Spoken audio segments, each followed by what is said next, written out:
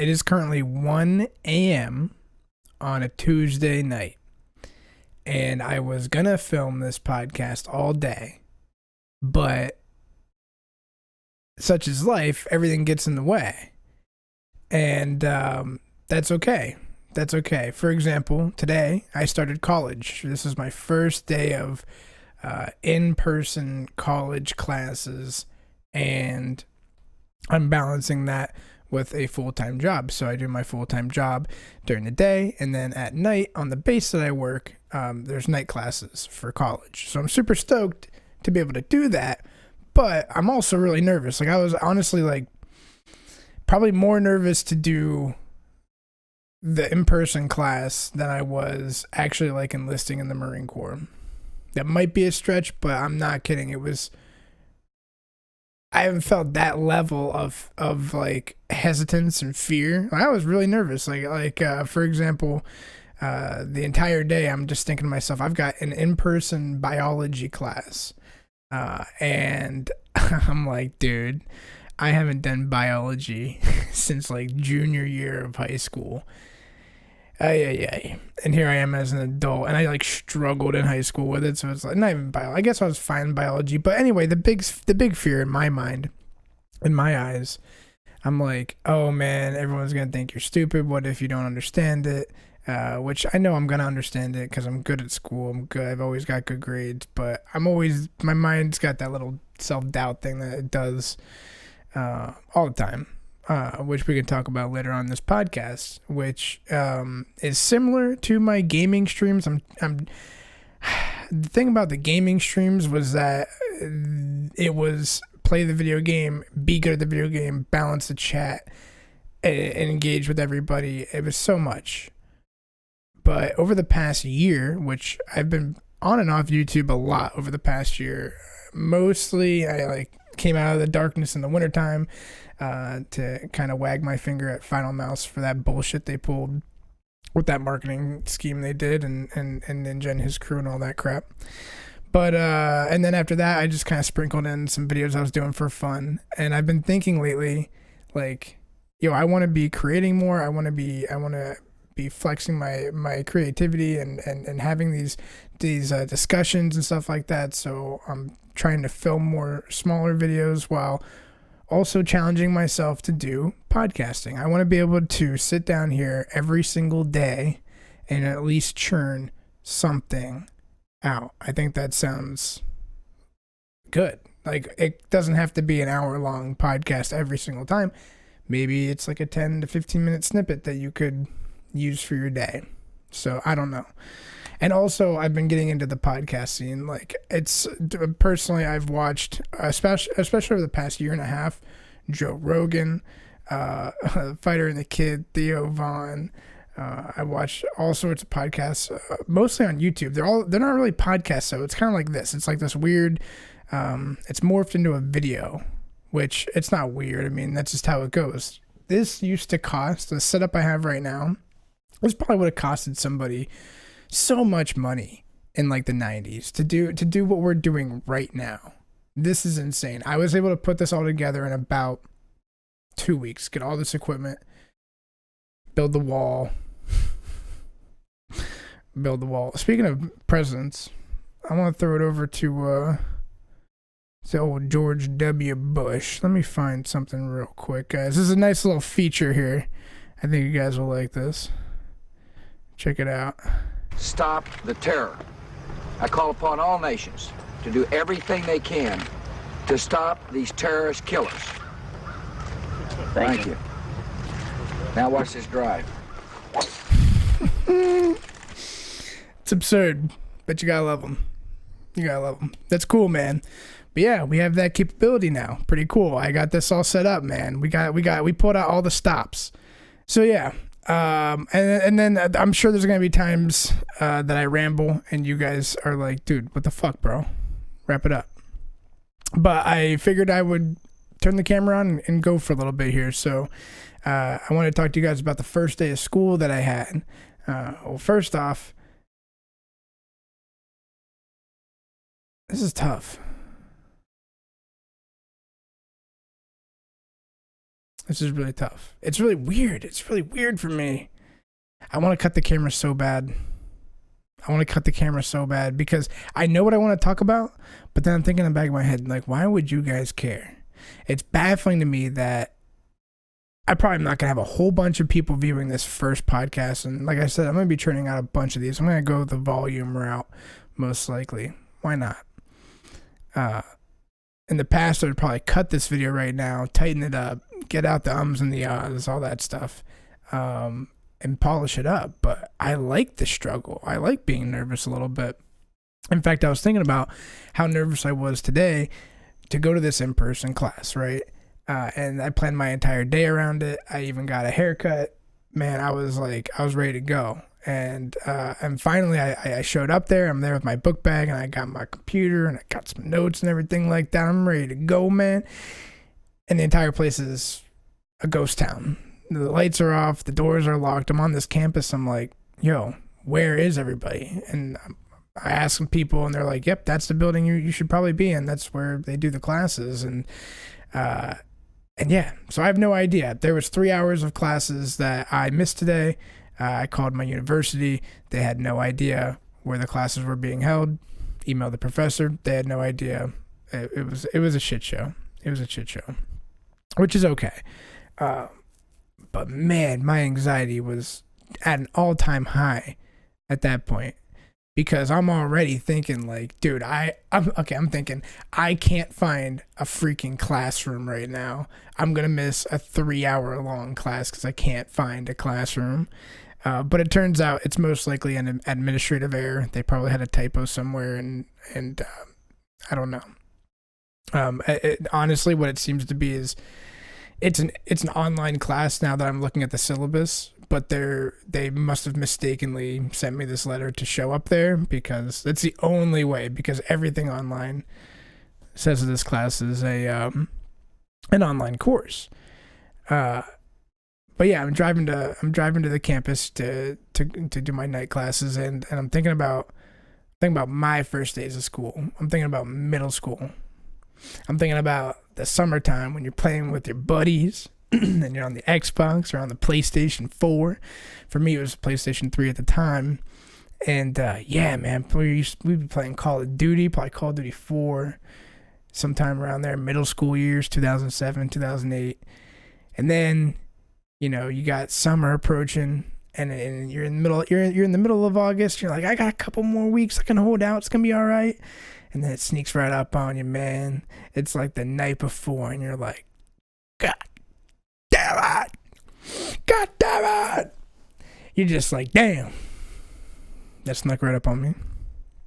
And that's how I felt today. I was like, geez. I mean, I've been saying for years I was going to go to college. I took one college course as like a Lance Corporal in the Marine Corps. And then I didn't take any more after that point. It was didn't really have the time at that time. But now I do. Now I do have the time. And also the GI Bill pays you so much money just to go to school. So I was like, all right, I'll go. And of course, this all happened. I'm already nervous. I'm already,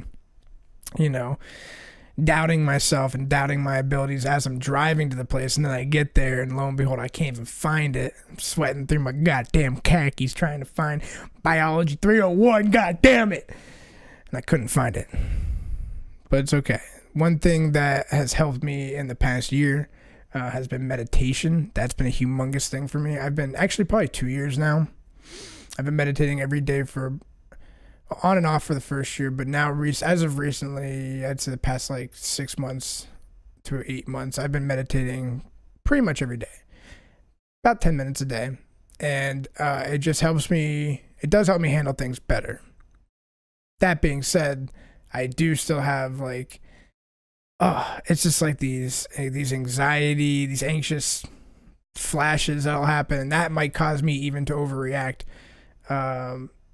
and just over worrying, or I might get frustrated with myself. I don't typically get frustrated with others, but I get frustrated with myself. I typically doubt myself, but yeah. So we'll rewind a little bit. I wanted to be productive when I woke up first thing in the morning, and so I woke up a little bit early, and I was like, you know what? I'm gonna haul some of this stuff to the dump that was laying in the back of my yard. As you're doing yard work, I don't know if any of you guys, help your parents around the house, or you own a house yourself, or an apartment, or whatever it might be, and you're doing yard work, and stuff just piles up. Plastic, garbage, stuff like that. So I was like, I'm gonna haul some stuff to the dump, clean up the side of my house. And I remembered as I'm driving there, I was like, man, like there was a solid year where I had to take a pile of stuff in my backyard to the dump. It was just sitting there and collecting dust along the side of my shed. And I was like, I passed it probably once a day, and I'd think about it once a day, and I'd be like, I need to take that to the dump. And I'm sure a normal person might just take it to the fucking dump. But Clay and his anxious brain, the whole reason why I didn't want to take it to the dump was because I didn't have my driver's license, which is what the dump said you needed to have in order to enter the dump. Okay, well, why don't you have your driver's license? Well, all right, I have to get my Maryland driver's license, and I'm in the process. However, in the process of transitioning, I've just hit this roadblock over and over and over again to get my license switched over. So I was just like, man, fuck the DMV. And I have this, it makes no sense. It really makes no sense. But I have this fear of the DMV where I just hate being there. I had this feeling where everyone's just going to be just miserable, and it's going to be a terrible experience. They're just going to send me back again. And I have just been having a horrible time trying to get my license switched over. But I finally went through with it. I scheduled my appointment. I sat down with them. I got all the right paperwork figured out this time, and I got my license. And because I got my license, that then meant that pile of trash that was collecting on the side of my shed for over a year, now it could go to the goddamn dump. And the funniest part is when I get to the dump, they don't even ask to see the driver's license or anything. They're just like, go right through. And so here's Clay, just freaking out over nothing, man. Like, I'm freaking out about getting into the dump, worrying myself this, because I'm just like, I know it sounds probably so ridiculous to you guys, but it's true. This is a podcast. It's the long form, and I get to be honest about myself. So I'll tell you some of the good and the bad, and or not even bad, just interesting. I do have these weird anxieties, but I've been getting better at overcoming them and just tackling some things head on. Some of you might feel the same way about something as simple as, like, I don't know, cleaning a room, or maybe doing a big assignment for a class. I don't know, something like that might resonate. But yeah, that happened today. That was a big highlight of my day. What I've been up to recently, I went to the beach. I went to Wildwood, New Jersey with my entire family, and we were in the same 2 hotel rooms for 25 years. My parents have been going to the same exact hotel, the same exact beach for like 35 years. And it's just kind of like a family tradition at this point, but the family's growing so big now that trying to cram 12 or 13 people into 3 hotel rooms. Come on, Mom. I don't know if my mom watches this podcast right now, but it's tight. We do enjoy it. Like, to be honest with you, we have a lot of fun. There's no kitchen space or anything like that, but there's a refrigerator, there's a microwave. And the big thing this year was my sister and her boyfriend and me and my girlfriend were like fighting over who could have the room with the door on it. It's a weird argument to have with your sister on the way down to the beach in a car ride for 5 hours.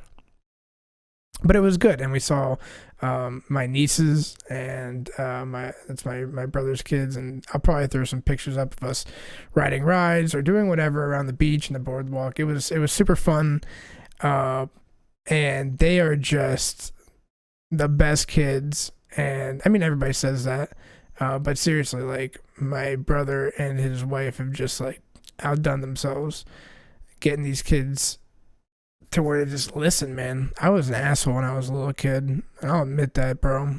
I'll admit it. I was like hyperactive, needing attention. I don't know. It was interesting. Not that I was bad or anything. It was just that I was a middle child.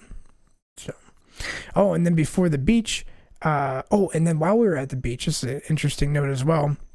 Sarah and I are driving to a grocery store, and as we're coming up to a light, this postal truck comes flying out of nowhere. And I'm telling you, it was probably going between like 35 and 40 miles per hour. And he hit, I guess it was like the lip of the curb there.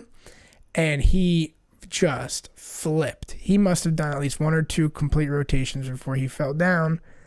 Or his postal truck fell on its side. And it happened right in front of us. And it was just like a slow motion movie.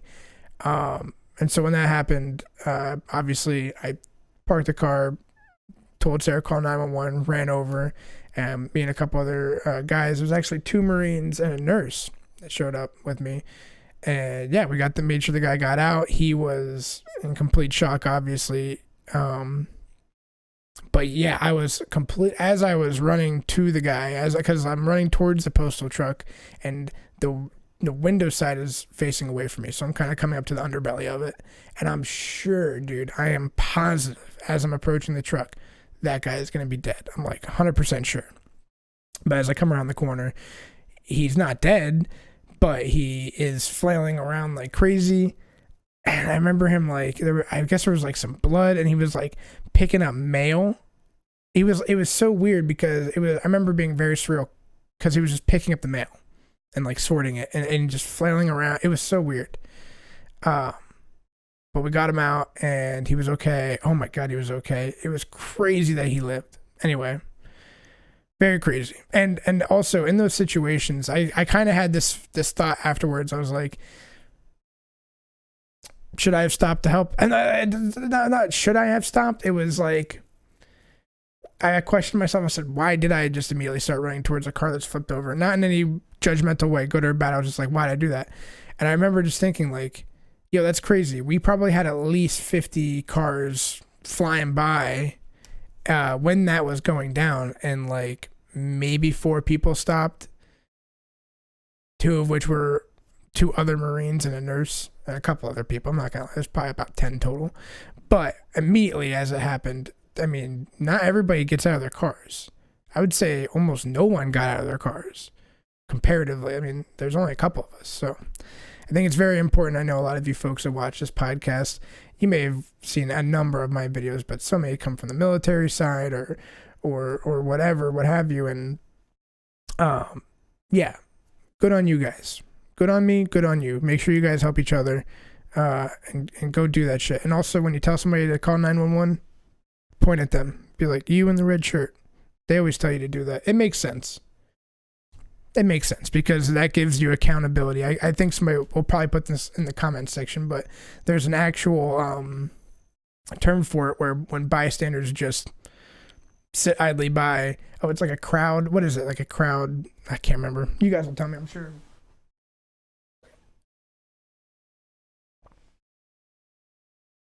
But before the beach trip, I also got to go to Disney World with Sarah, which was awesome. And we went on a whole bunch of rides. Let me think. So actually, before we went to Disney World, we went to Orlando Studios and we went to Harry Potter World. And that was dope. And we spent a day there. And we did Diagon Alley and all that stuff. And we got the little wands. I drank some beer at Harry Potter World. And I rode the ride a bunch of times through the castle. I almost threw up twice. Man, it was so good to be there as an adult. The last time I was there was late August 2001, maybe 10 days before. Yeah, it was probably like August 30th was when we came back. So yeah, right before 9/11. Right before 9/11, and I was young. I was a young man. I looked the same. I had to comb over and everything. Imagine me just shrunk. And then you have 6-year-old Clay at Disney World. And I remember like 3 memories from it and a lot of bitching on my part because I'm a 6-year-old. So yeah, going back as an adult, as a 25-year-old, I was like, dude, this is dope. I was lost in the magic. It was cool. It was cool. And like, yeah, as an adult, the biggest thing is just like being mindful that like this is an awesome experience. Don't be jaded. Enjoy yourself. 3 rules, and it was a great time. A lot of sweating, a lot of chafing. Your ass cheeks start chafing when you're walking around there. In 2 days, we had Fitbits on. And in 2 days, we walked 50 miles. And then Orlando, we walked another, like, I don't even know, man. We walked so much. We did 4, I don't know what they call them, Magic Kingdom, 4 different parks in Disney. We were running to Epcot, doing laps, drinking beer. It was crazy, man. It was so much fun. But I don't want to pretend like it's all rainbows and butterflies. In fact, I had an interesting experience on that trip. For one, I didn't post that much. I don't post that much of social media in general anymore because I do it for my day job so much, but also because I don't think it's necessarily good for you and or your ego or anything like that. It's so weird. It's like putting your life on a highlight reel for the world to see, but what are they really seeing? They're only seeing what you want them to see, and it's finally curated. Everybody's got the best filter. I know. I'm sure everybody knows this by now. It's 2019, and yeah, everything on there is a highlight reel, and the screen is an extension of your reality. Social media influences how you see the world. So I don't think it's the best thing in the world, which is another reason why I found podcasting so attractive, because I can just sit here and just kind of weave and go through different topics, some of which are probably going to be stupid and suck, but others are more interesting, like this one. So while I'm on the trip, it's like the 3rd or 4th day in, and part of this may have been just how exhausted we were at that point, but I had a situation where my anxiety just flared, man. It caught up with me in a big way. And I stay pretty on top of my anxiety and stuff like that. Like I said, I exercise a lot, meditate a lot. I've been eating a lot healthier. Been good at like focused at work and doing all that and having good goals for myself every day. But at that, I don't know what happened. You know, we all just get caught down sometimes. It happens all the time to me. I'm not gonna lie. And I wrote down exactly what my voice was telling me after an argument that Sarah and I had. It wasn't even an argument. It's so stupid. If I want to tell you the truth, she wanted to go to dinner, and I said, yeah, we should totally go to dinner. But because we had just bought a second Disney pass, and we're only a couple of 25-year-olds, that's $200 each. So I was like, maybe we can skimp on dinner tonight, eat here at the hotel, and then that way we can afford, another day of Disney or whatever it was. And just on top of that, I was extremely exhausted, and we were chilling. And she took it the wrong way, and not anything against her at all. She was just really excited to have a date night and get dressed up and do all that stuff, because we were going to do that. It was going to be cool. But at that moment, the communication was not so good between young man Papi Filpo and young mistress Sarah. That's all you need to know, Sarah. So anyway, I start thinking to myself, and my mind's racing a mile a minute, and we have, a discussion that doesn't go as planned, and we're on vacation, and I'm thinking, this is exactly what my mind was saying. I wrote it down in my phone right after it had happened. And my mind was saying, this is my internal dialogue telling myself, I said, I'm a bad person. I don't deserve what I have. I'm not worthy. Everyone sees right through you. You're nothing. You are worthless. And then I start to feel ashamed of then feeling ashamed. I feel guilt for feeling guilty. I'm like, you don't need to feel guilty. Why are you feeling guilty on vacation? You're supposed to not be feeling guilty. You're supposed to be feeling like you're on vacation. But I was feeling guilty about feeling guilty, because that's how shit goes, dude. That's just how my brain works. Not all the time. Most of the time, I'm cool as a cucumber. Super, I think, emotionally intelligent about a lot of things, and level-headed. But I'm my own worst enemy, and it's interesting. And I'm not trying to be too judgmental, because it's okay. I'm happy that I'm able to say stuff like this. That I think to myself, I'm a bad person. I'm not a bad person. I want to make sure that you guys know that I'm acknowledging that this stuff that my mind might tell me sometimes is not necessarily how I am. It's just how my mind perceives itself at that time. And we can go into a huge rabbit hole about what really is the voice inside your head. Is that really you? What is you? Who is you? Who's behind the mask? Who's behind the two eyeballs? When you start thinking about that, is the voice inside your head, do you, at its most fundamental level, is that what you consider you? Like your inner being? I don't know. I don't think so. I don't really identify with my thought. I don't think that your thought in the moment is a true testament of who you are. If I go by what my brain tells me every day, it will ebb and flow. And if I go by what I had said to myself at that point in time, where I'm thinking to myself that I just ruined a great vacation, or, you know, I was feeling guilty that I fell through on a promise or something like that. Yeah. I don't know. But again, when are we going to have time to talk about stuff like this? Unless you're fortunate enough to capture, you know, the random 3 minutes of my video game stream where I say it. You know what I mean? So I think it's really cool that if you're listening to this right now, if you're on your way to school or work, or you're chilling right now, freaking gym class, or lifting weights, or going for a little jog or a walk, or you got me on the big screen TV while you got your Hot Pockets and Flaming Hot Cheetos, I appreciate you. I appreciate you a lot. I was going to play a couple of links and stuff like that that were really fun. But before we do that, I wanted to talk about what makes a good leader.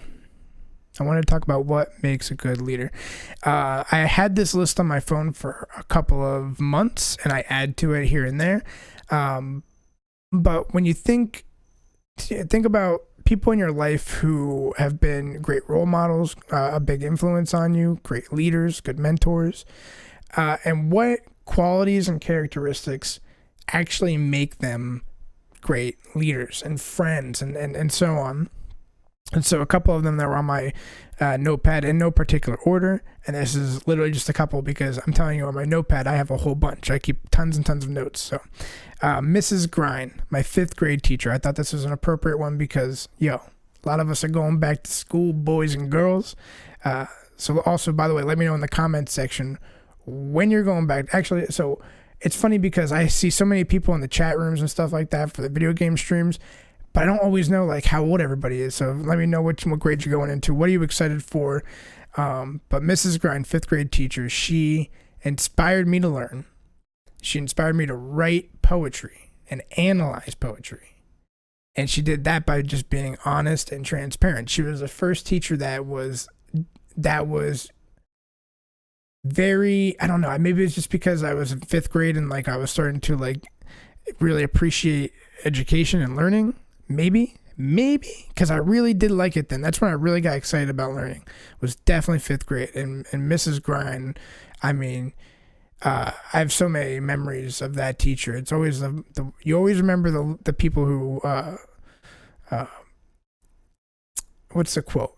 My friend Chip Moore has a quote. It's not about it's about who remembers you fondly. It's not about who remembers you. It's about who remembers you fondly. And she just had an impact on me. Like I remember her reading poetry and then talking about her grandmother, her own mother, who had passed away.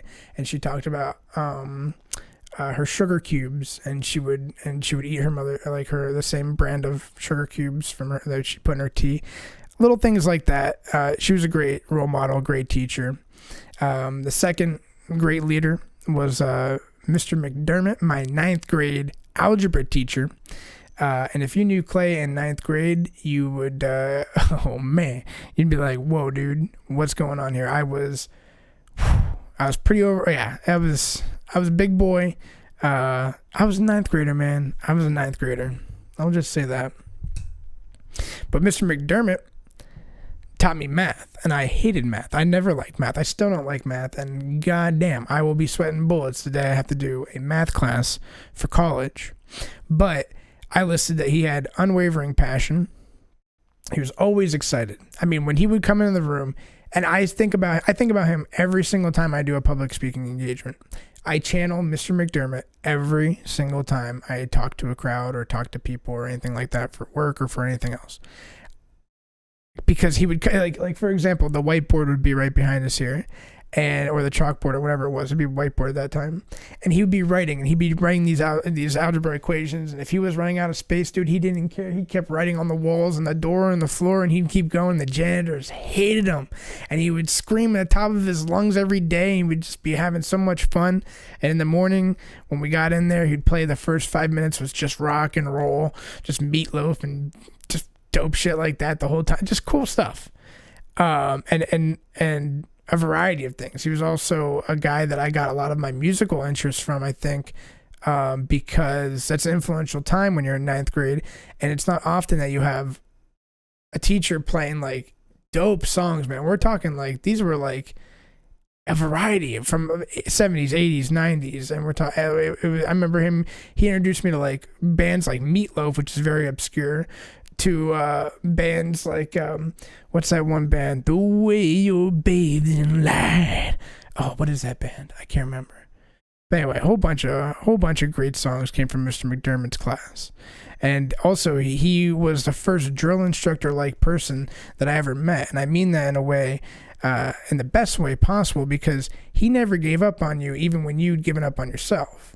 And that was a great learning experience for me in 9th grade, when it's easy to give up on yourself as just some 9th grade kid who sucks at math. But when you have a teacher like that who's passionate and excited and rooting you on, and also doesn't give you the option to quit on yourself, that's a good leader for sure. For sure. Yeah, man. So that's a couple of them right there. A couple of teachers on my list, and I've got a list of plenty of friends of mine, plenty of friends that are great leaders, great mentors, and I've got the list of the best qualities of each that have crafted me. People like Mark Fayloga. He influenced me greatly when I was a young Marine, and he was able to inspire me to actually get off my ass and give a damn and always put my best foot forward and try my hardest. And that's honestly the reason why I am where I am today, is because I have no quit. I have no quit in me. It just doesn't exist. I'm not saying that's braggadocious at all, I promise. It's just ingrained. Like, if something has to get done, I'll find a way to do it. Whether it's a video, a photo, a story, social media, doesn't matter. Doesn't matter what the job is, what the task is at hand. We'll figure it out. And then you got other people like my buddies Jeff. For people like Jeff, I got a couple. He's methodical, fair, open to criticism, encourages multiple viewpoints. And this is interesting because I work with these guys, so they might or might not listen to this. I don't know. And then Bob. Bob sees the best in people, values loyalty, and stops at nothing to make sure his people succeed. And like I said, we've got a whole bunch of people on this list. And I'll probably talk about more people as these podcasts go.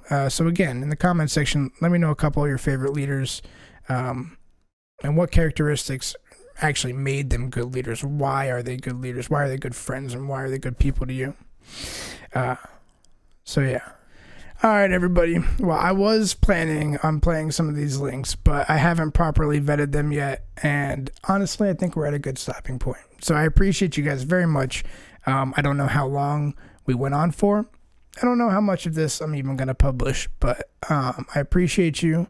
And hopefully I'm able to just get in front of this camera every single day and churn something out. So if you guys like this, let me know in the comment section below. Leave a like, and we'll see you guys next time. Oh, before we go, how about we end on this? Hey, W, can you wind that back for us real quick?